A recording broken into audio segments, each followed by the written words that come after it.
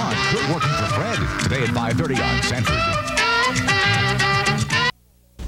Of course, we've been getting calls all morning long about what can we expect here in the Carolinas. Well, by this afternoon, we can expect the thunderstorm activity to pick up. That means heavy downpours in our area, both along the coast and further inland.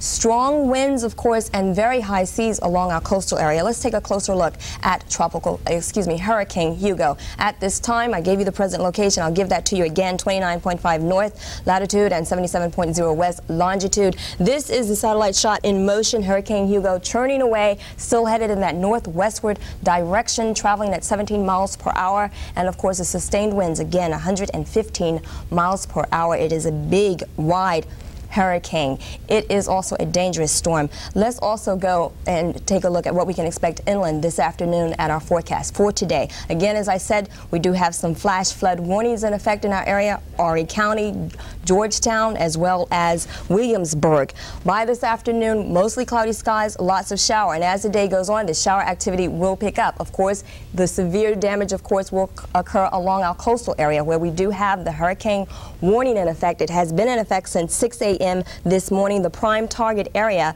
from Charleston, South Carolina to Savannah, Georgia. Let's talk about for tonight. Overnight tonight, we're going to have to deal with this for a little while. Lots of thunderstorm activity inland. Possibly we could get some tornado activity in our area. Again, along the beaches where the brunt of the storm will hit either late tonight or early as Friday morning. And of course, for tomorrow, we will still have to deal with a lot of showers, a lot of downpours from the thunderstorm activity. Possibly we'll have to deal with some severe thunderstorm activity also tomorrow. Let's take a look at our coastal marine forecast. Those seas are really going to get up there. By this afternoon, we can expect them to get up to about 15 feet and higher. Again, we do have some flash flood warnings in effect for the Georgetown area county, the Williamsburg County, as well as Horry County. The surges, of course, that will go on with the brunt of the storm, which will hit by late tonight and as early as tomorrow morning. And that's a closer look at our forecast. Roger, of course, we're keeping an updating schedule on this, and we will have further information very shortly. Lisa, one other question. The rain really hasn't started to fall here, and at the beach, Eric was sitting out there with no rain jacket on. Things seem a little bit to begin to pick up, but still no rain activity. When will we might expect that? Well, we are getting some rain activity near the Georgetown area. We've got some light showers. If we took a look earlier at the radar. Let's go back to that earlier. Let's take a closer look at our local radar. We can see that we do have some shower activity near the very south portion of our area, near the Charleston area, near Savannah. They're getting some showers. They've gotten some thunderstorms, and that's the very front edge, Roger. And if you go outside, you'll see some cloud cover. Well, that cloud cover is also associated with Hurricane Hugo at this time. So we do have the very front edge of Hurricane Hugo already over inland. And as the day progresses, and of course Hurricane Hugo not making any turns anywhere, it's still traveling very consistently, it will get stronger. The winds will pick up, the thunderstorm activity will pick up, the down showers, the downpouring shower activity will also pick up. By this afternoon, we will begin to feel as though Hurricane Hugo is out there, and believe me, he is out there. Okay, Lisa, thanks a lot. We'll be back with you in just a minute. Well, Florence County emergency crews are determined not to let the fury of Mother Nature get them down. Janet Roach tells us a lot of storm preparation has been going on the past few days. If Hugo muscles his way to our area, thousands of folks will have to depend on the Emergency Operating Center at the City-County complex. And that's why today officials made double sure the backup emergency generator was in tip-top shape.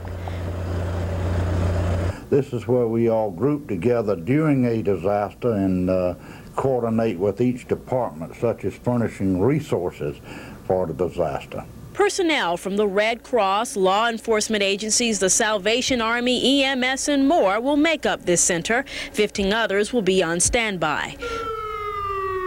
If the storm does hit, there's a good chance demand for EMS service will rise. Crews spent the last few days servicing vehicles. Emergency room personnel are also on the alert. Well, we certainly have to take care of the emergent patients first before we do anything else, and that takes our first priority.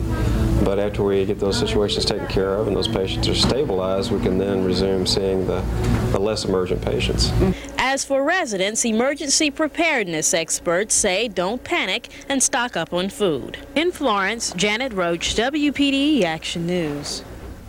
Well, while most eyes are on the storm, there still are some people that are concerned about the sports world. Yeah, well, there are a lot of storms brewing in some of the Major League Baseball races, that's for sure. A lot going on. Yeah, there is, and we're going to go ahead and get right into it so we can get through with it really quickly. A lot of storms brewing around here, and a lot of storms in the American League East. The race is really getting interesting. The Blue Jays went into last night with a 2-game lead in the East, but it's not that way now. Cut to the action in Baltimore, where the Orioles trail the Bo Sox. 1-1 in the third. Randy Milligan singles to center. Cal Ripken races home. That'll make it 2-1 in favor of the Orioles. And now Mickey Tettleton comes up, and he had a good breakfast yesterday morning as he reels back. Kaboom! The line drive shot over the fence. That will make it 3-1 Baltimore. They go on to wallop the Tigers 9-2. Other scores around the American League. Milwaukee and New York again rained out. You see Detroit and Baltimore. Oakland 2 better than Cleveland. Boston wallops Toronto. California 9-1 over Minnesota. Chicago 7-2 over Kansas City. And Texas comes from behind to beat Seattle 3-2.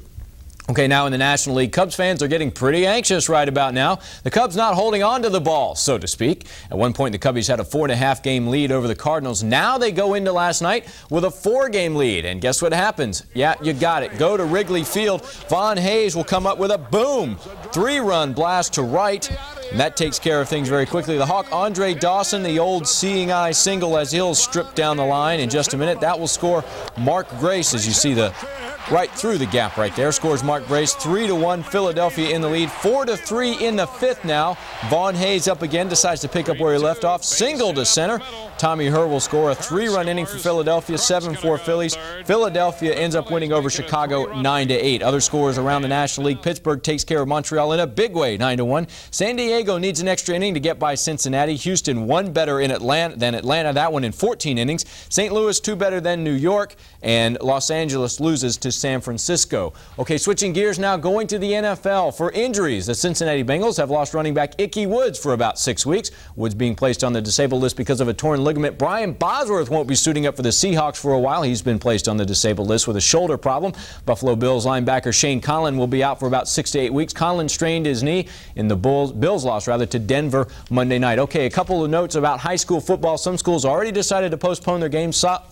South Florence and Socastee game is postponed for a later date. North Myrtle Beach and Bishop England, both the JV game today and the varsity game for tomorrow have been postponed. The varsity game tentatively rescheduled for Saturday night. And Roger, one other thing, we got a note from Coastal Carolina. They said that all their athletic activities have been canceled for the weekend, with the exception of the soccer game, which would be held on Sunday. Possibility Columbia may be rained out, and South Carolina may be scheduled till Sunday afternoon. We don't know about that yet, but as soon as we do, we'll let you know. Okay, Tim, thanks a lot. Well, still to come on Action News, we'll have a live update from the beach as the storm approaches and a live report from the National Hurricane Center in Miami on Hugo's current position. Stay with us. We'll be back.